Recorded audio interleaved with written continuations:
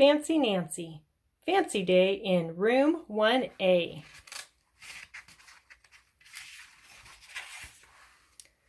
I am peering out the window of my classroom. Peering is a fancy word for looking. It has rained all week. We can't play outside. Miss Glass is reading a story. Everybody looks glum and gloomy. That's a fancy way to say we're in a bad mood. She puts down the book. Class, we need something fun to look forward to, Miss Glass says. Does anyone have ideas? We all sit and ponder. That means we think hard.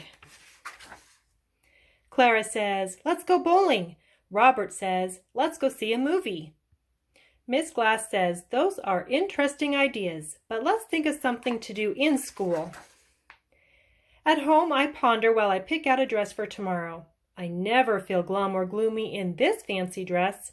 Being fancy is fun. It makes me happy. Ooh la la, all of a sudden I have an idea. My pondering has paid off. The next day at school I say, what if we have a fancy day? We can wear fancy clothes and eat fancy food and use fancy manners. Lionel holds up his pinky. Oh, darling, he says, you must try the baked worms. Miss Glass looks stern. That means now is not the time to be silly. I think this is a great proposal, Miss Glass says. She explains that a proposal is like an idea. Everybody else likes my idea too, even Lionel. Next Monday will be Fancy Day, Miss Glass says. We can start preparing now. We make fancy placemats. We make fancy napkin rings from pipe cleaners. We also make fancy crowns.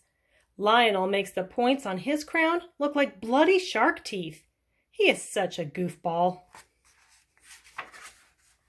At snack time, we put napkins on our laps. We chew with our mouths shut. When Robert burps, he says, pardon me. I teach everyone how to say thank you in French. It's merci. You say it like this, merci. That evening, I tell my family about Fancy Day. It was my proposal. That means it was all my idea. Over the weekend, Bree and I bake cupcakes for Fancy Day. On Sunday night, I look through my wardrobe. That's fancy for all my clothes. I find my most fancy dress. I will also wear boas, bracelets, tons of necklaces, lace gloves, and sparkly clips in my hair. I am fancy all the time, so I must be super duper fancy on Fancy Day. On Monday morning, I am stunned. That means surprised. Everybody looks so posh. But where is Miss Glass? Why isn't she here yet? All of a sudden, Miss Glass rushes in. Her tooth broke this morning. The dentist already fixed her up. She's fine now, but she is not fancy.